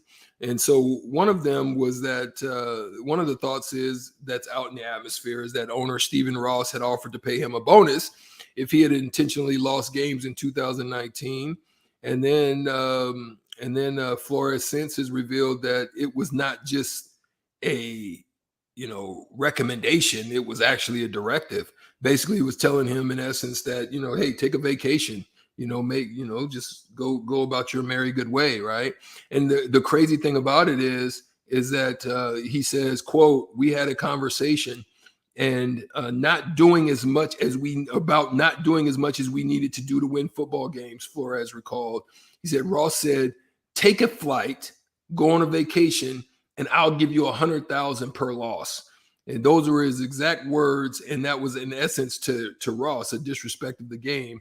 And therefore trust was lost. And then when you really look at it though, Bach, and before I let you, kind of chime in on it, right? They started out the season, right? like with one win, a big win, first game against New England, and then all of a sudden they lose 7 straight, and they ended up 1-7. So I mean, it does kind of give a little bit of credence to like, keep it up, old boy. Yeah, keep going. Let's tank it. Let's get what we need out of it. And then all of a sudden, bam, they beat Houston. Bam, they beat Baltimore. Bam, they beat the Jets. Bam, they beat Carolina. And then they go on like an 8-game win streak, and they end up 8-7 on the verge of tapping in the playoffs, only to lose to Tennessee 34-3, and then win against New England at the end. They end up 9-8, just falling short of the playoffs. So there's kind of some credence in there. So what do you see in that? Well, it's interesting, and it obviously kind of brings up just the bigger topic of tanking. For what it's worth, too, Hugh Jackson, the former Cleveland coach, said that the same thing was at least responding on Twitter, saying that he stands with Brian Flores, and there was the same thing going on with Jimmy Haslam when he was when he was with Cleveland, and he went 3-36-1 there. So if he got $100,000 per loss, he was really raking up the money, and then. Of course, from there, I mean, there's just so many different ways to go with it because they're both, black men fighting for a spot that hasn't been given too much for, African Americans as head coaches in the NFL. And now, is there, you don't want to think that there's anything beyond, that is it just happening that both teams that are doing this, that are tanking, which is more kind of thought of as an NBA type of strategy than an NFL one, that both the coaches that have said that they've been asked to do it by the owners are black. Is there some bigger conspiracy out there? I don't know necessarily if I'd go that far, but it's fascinating. And you wonder if that goes on, like, the coach has to take the brunt of it, right? Because Brian Flores, if he loses all these games, ultimately for his second job, I mean, he 9-8, and a lot of people thought he should have, and he got interviews. Should have been the Miami Dolphins coach moving forward, or at least maybe should have got another job with all these openings out there. If you are one of those coaches, $100,000 sounds great, but how much is that costing you in the long run if you don't get another opportunity after tanking? And so I don't know. NFL is weird because you see a lot of worst. You see the worst of first in a division every year. I mean, there's been a streak of that going on for the longest time. So it's weird to put yourself in a position of tanking.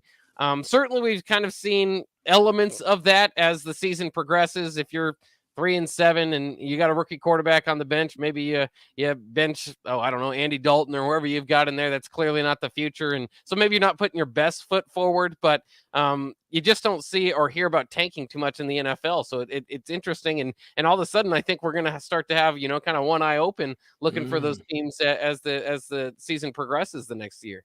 Yeah, as you said, I only thought that happened in basketball. I mean, they had to put and implement rules because people were tanking, or people were tanking their team by just trading away all of their assets and making themselves become bums so that they can, do whatever they're trying to do. And I think Cleveland was one of the teams that kind of implemented that rule by doing that in the past. And so, so it's going to be interesting to see what happens with Brian Flores and this whole lawsuit thing.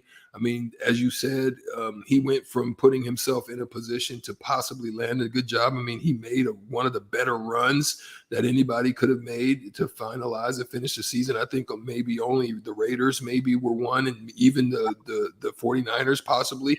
But I think it had to have been one of the better runs that just was out there to try to get back in the mix. And so unfortunately, it may not bode well for him, and maybe even his long run possibilities as a head coach is in jeopardy either way. So we'll see how it goes. He's trying to, basically take the L and take the Willie lump for the betterment, as he feels, for the betterment of African-American coaches out there. So we'll see. Let's transition over now. Let's talk a little bit about what's going on down in Tampa. The crazy thing about it is we just recently got word that Tampa Bay great, the GOAT, Tom Brady, will be leaving. And now all of a sudden, the Buccaneers have to make a decision. They have to figure out who's going to replace Tom Brady as the starting quarterback. I think my approach with it, Bach, and I think there's 3 tiers to this, right? You've got to look internally, tier 1, and then you've got to look tier 2. You've got to look at who's out there as possible experienced veteran quarterbacks that could be available, that they may be looking to kind of bring in just to fill fill in the gap until they feel they can get some of their internal guys up to par, maybe Trask. And then you've got to look, lastly, at options through the draft. Who else is tier 3 out there in the draft that they may be able to get as they have the number 27 pick this April coming up. And so whether or not they're going to look into the draft and see who may be out there, maybe your boy Kenny Pickett may be the one. That Whipple's guy may be the one they may be looking at, but we'll see. So let's talk tier 1. Do you think internally tier 1 with Kyle Trask or Blaine Gabbert, do you think any one of them are going to be a good fit for the possible replacement for Tom Brady? I think it depends on where the Bucs are as a franchise. Are they happy with the kind of the short term, put all your chips in the middle and see what happened? And of course, they want a championship. And so are they at the rebuilding phase? Do they want to shed a lot of those kind of short term contracts that they signed and start a longer term build? And maybe if they saw enough out of Kyle Trask, that is possible. Blaine Gabbert's probably past the, he's a career backup quarterback. I don't think there's too much thought of him moving forward, but that's certainly a possibility. So it's fascinating to see what, how are they going to approach this? Because they do still have, one of the better defenses in the NFL lined up. They had all those guys come back for that Super Bowl run. Now that Brady's gone, Antonio Brown's obviously gone, Gronk might leave, then you got contract situations with a few of those other guys. Is it time to reset your time schedule of competing? Or, I mean, they're right there. I mean, they're just a quarterback away where, you lose Tom Brady. That's a huge deal. But if you could replace him with a Russell Wilson or an Aaron Rodgers, you're right back in the thick of things. And if I'm the Buccaneers, who have had, for the most of their franchise, they've had like windows of opportunity, of course, with Warren Sapp and Derek Brooks, where they capitalized and got a Super Bowl then. But there's been a lot of years where they're not very competitive. I think while you have the opportunity there, the biggest thing is to compete to get one of these top free agent quarterbacks or move somebody that's not happy, like I just said, Russell Wilson or Rodgers, perhaps, to get the next veteran quarterback to be able to lead that group. Yeah, so then, so a veteran out there, you have Derek Carr, who's signed to one more season with the Raiders. You just don't know how and what that mesh is going to be. Do they feel that Derek Carr is a good fit for Josh McDaniels? And if they're going to move on, what those plans are going to be? The Vikings are also going to be losing Kirk Cousins out there, or they may look at do they return to the Fitz magic? When Fitz was down there, who is also available, but he's suffered some injuries, and so therefore he may still be available. Do you actually go after a Garoppolo? Because they're losing their pick. Do you think he's the guy that could possibly lead you into the next one? I'm going to pass on Gardner Minshew, definitely Aaron Rodgers. But then Aaron Rodgers has those connections that he says, if you can't with Aaron Rodgers, if you can't land, Devontae Adams. If you can't land Devontae Adams, I hate when my mind does that. If you can't land Devontae Adams, then you really don't got a shot at him. But they do need that other guy. So is that an option for the Bucs? Do they have money readily available? Do you take a chance under Deshaun Watson, who's had obviously some legal issues and some problems that need to be taken care of before I probably wouldn't even want to take that chance? That's a Cowboy move. That's not necessarily a Tampa Bay Bucs move. And then, as you said, Russell Wilson's out there as well. Or do you go back to famous Jameis? I don't know if that's the move because he threw 30 interceptions over there when he was with them. I don't know if that's the move, but there's other ones out there, which are Andy Dalton, doubt it, Jacoby Brissett. Do you maybe even look at a Teddy Bridgewater, Nick Foles, or Tyrod Taylor? Definitely, I don't think that's the move for him. But what is your thoughts on any other of those second-tier guys? Yeah, I mean, I think maybe if you could get like a Drew Lock or Teddy Bridgewater split that kind of battle there in Denver, that could be a possibility. We know, Jimmy G would be fascinating, obviously, because he's kind of always going to be linked to Brady. But he's proven you can win with him in the playoffs. You just can't lean on him to win, but you can win with him in the playoffs.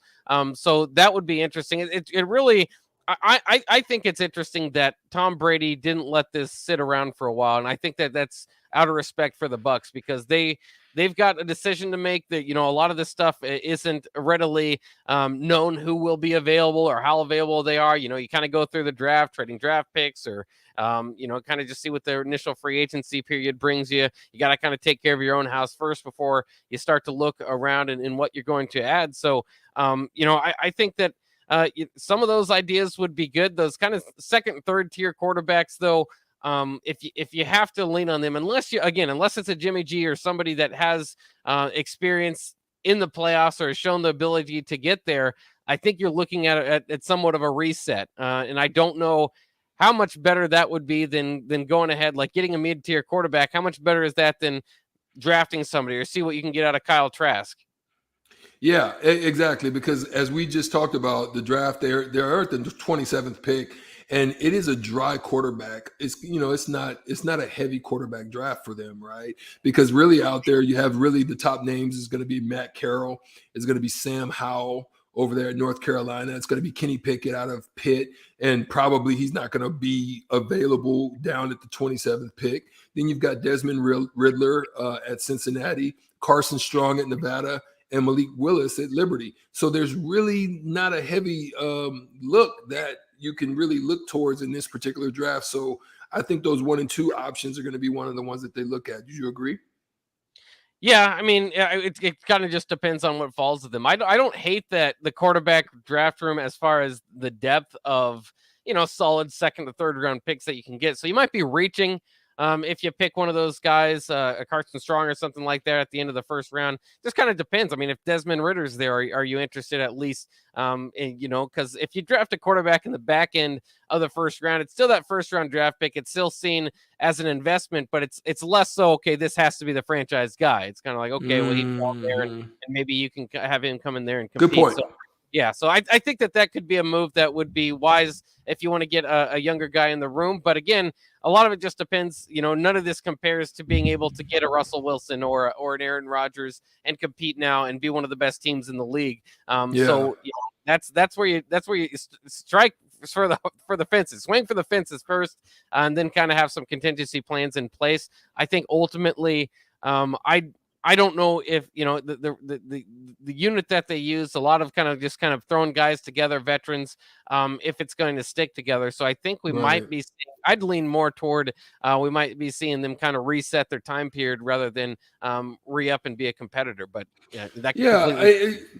you've got some voids you got to fill. You've got to figure out what's going on in the tackle positions. Your line is definitely dismal right now, even though there's still injury. They were pretty good. I mean, just depending on what's going on there. Your defense is obviously solid, but then, you know, you need to find another receiver. So, you know, are you going to waste that first pick on, you know, is there a receiver out there that you can use that first round pick on, and then maybe wait a little bit and get another guy in the second round? Or are you just going to look to Trask? And I think you have the opportunity to get a shorter value guy, a shorter tenured guy without, you know, breaking the bank, you know, on a Brady level. Unless you can land Devontae Adams and Aaron Rodgers, I don't look at that method. You know, to be honest, that's just my thought on it. But hey, that's okay. Text us on the Sauter Heyman text line if you think that, again, we're loco by our thoughts at 402-464-5685. We're going to take a break right now. We're going to come back with Hitting the Hardwood and talk about some NBA stat leaders that's out there and see who's getting the job done right here on the block after this.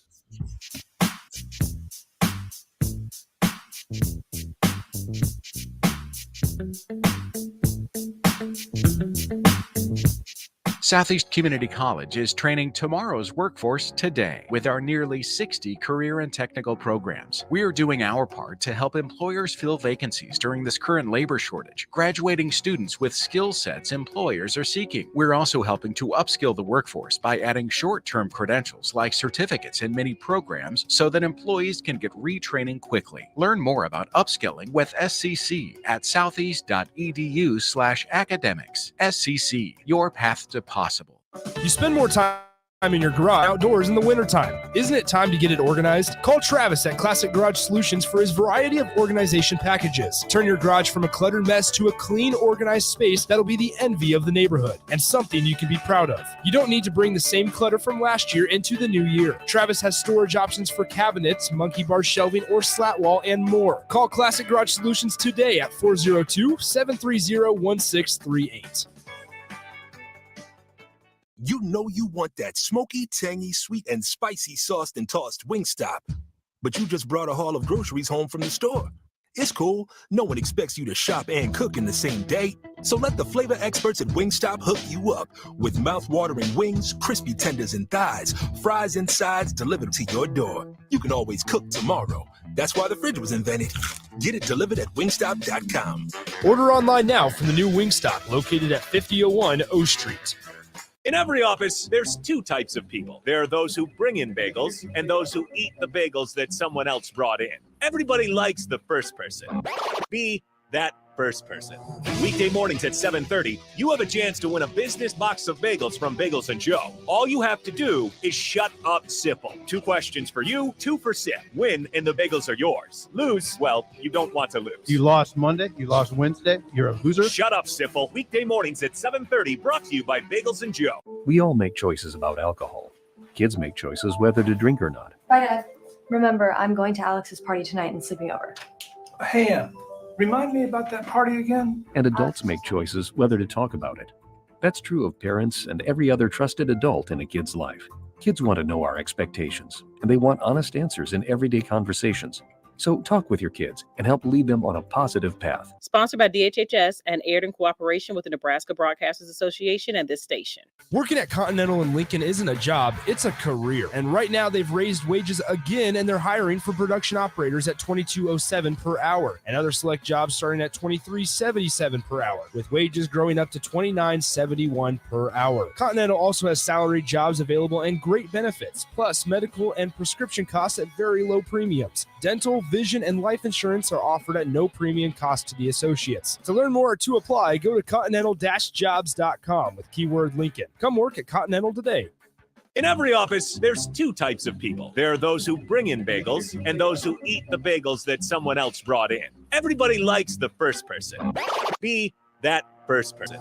Weekday mornings at 7:30, you have a chance to win a business box of bagels from Bagels & Joe. All you have to do is shut up Sipple. 2 questions for you, 2 for Sip. Win and the bagels are yours. Lose, well, you don't want to lose. You lost Monday, you lost Wednesday, you're a loser. Shut up Sipple. Weekday mornings at 7:30, brought to you by Bagels & Joe. Tune in to the Teammates Mentoring Hour each Wednesday from 6 to 7 p.m. on 93.7 The Ticket. Hear stories from the program started by Tom and Nancy Osborne and how it's changed mentors and mentees' lives and how you can be involved. The Teammates Mentoring Hour, Wednesday nights from 6 to 7 o'clock on 93.7 The Ticket and theticketfm.com. Fruitcakes are just for Christmas, right? Gosh, I feel sorry for you. I mean, what if we had done that with bacon? Bacon is only for breakfast. We'd never have bacon cheeseburgers. We'd never be able to save a salad by adding bacon bits. We'd never have Brinner. That's breakfast for dinner. Don't limit yourself. Fruitcakes for St. Patrick's Day. Fruitcakes for graduation. Fruitcakes for Thursday. Beatrice Bakery and Grandma's Fruitcakes are perfect for every occasion. Check them out in downtown Beatrice or online at beatricebakery.com. Welcome to our world of yum. Back to On the Block with Strick and Bach on 93.7 The Ticket and theticketfm.com.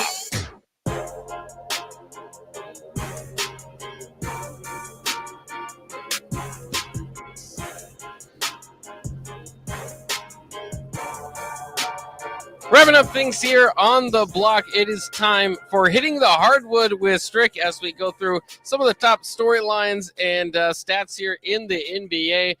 First, I think maybe cleaning up this segment a little bit, I want to start to give some scores from the previous night, as well as some of the stat leaders and some of the things to look forward to tonight before we get into our topics. So kind of the big games from last night, maybe Strick will have you to react to these as well, is that the Bucks triple-double from Giannis. They beat the Wizards 112-98 for their 32nd victory of the season. The Warriors outlasted the Spurs 124-120.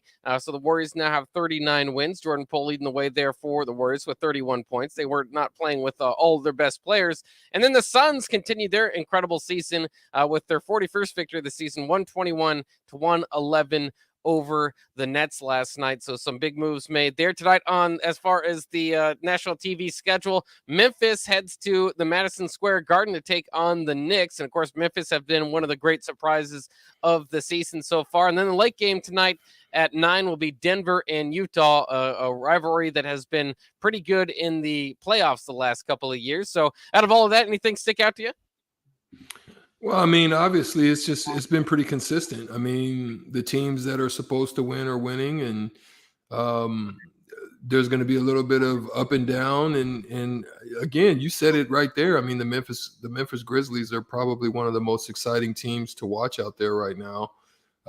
It's interesting with what they put together, what they're building, and watching them execute it. I mean, obviously, the Suns are very dominant, and they won their 11th straight game. So, those are phenomenal wins. And obviously the Spurs are down a little bit, and the Warriors felt like they were shorthanded, and to be able to go on the road in the West and still pull out a win, I don't care what it means. It's still a win. It keeps you on par with what the Suns are doing down there phenomenally at 41-9, going into the All-Star break week, the All-Star break month. So there's still some changes to be made. There's going to be probably somebody making some big moves. I think that's the thing to keep your eye on, where the moves are going to be made and what teams are going to be trying to get better as they make those moves. Yeah, the trade deadline approaching, so a lot of interest, especially kind of around the Lakers or, some of those competitors. What are they going to do to bolster their roster, get that kind of final big key weapon before they head into playoffs? And then, of course, like there was last year, there's the kind of the period after the trade deadline where guys get released and kind of move and go and play for the Nets or the Warriors or whoever. So it's never quite done right after the trade deadline because some of the top teams usually get the buyouts. But it is kind of fun. You can start to kind of picture the playoff setting. Let's go to some of the leaders now in the NBA up to this point. We'll just do a top 5 here in some of these categories and talk about what's kind of sticks out. First of all, points per game, always one of the favorites for people. Kevin Durant currently leading the way with 29.3. He's one of 3 players averaging 29. LeBron James averaging 29.1. So the usual suspects there. Joel Embiid maybe having a part of an MVP season after being in contention for it last year, also averaging 29.1. Giannis with 28.9, and Trae Young on the come up with 27.7. That's huge. Yeah, Trae Young is getting it done down there. I mean, I think he got a taste of what it felt like to go deep into the playoffs, and now he's like, shoot, I've got to do what I got to do, baby. We need to stay in contention, so that way we got a nice little run at it again. I think he likes what's going on. He's definitely a tough one to manage and to deal with, and he looks like a Steph Curry 2.0. Yeah, and we'd love to see him in the playoffs again. His team's 24-26, so they've got some work. To do. They got some work to do.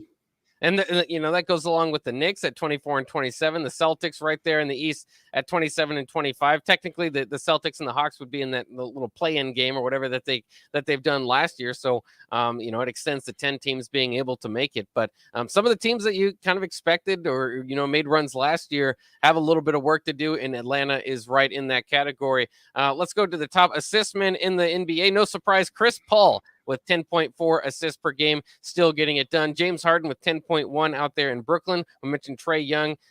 Maybe what's undervalued about his game is the fact that he does annually, he's a top 5 type of assist guy with 9.3. He's number 3 right now.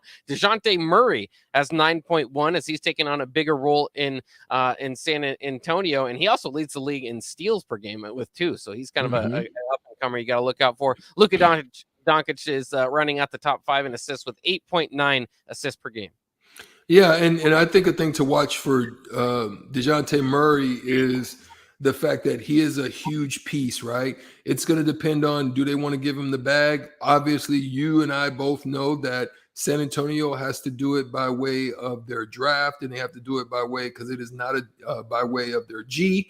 They're drafting their G because it is not a destination place that people were just looking to get to, is San Antonio. So therefore, they've got to decide on if he's going to be that guy for them, or they're going to create and make room to get pieces by using him as bait coming up in the trade deadline. So that's something to watch with them there. And DeJounte Murray has one of my favorite tattoos in the league on his shoulder. it's the ugliest face. It looks like a prison tattoo of maybe a Ninja Turtle or something.